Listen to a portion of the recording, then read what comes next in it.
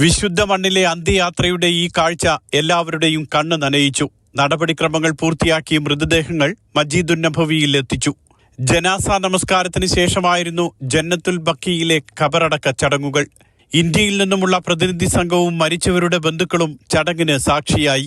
മദീനയിലെ പൊതുപ്രവർത്തകരും പ്രവാസികളും സ്വദേശികളും അടക്കം നിരവധി പേർ പ്രാർത്ഥനാ ചടങ്ങിലും സംസ്കാര ചടങ്ങിലും പങ്കെടുത്തു.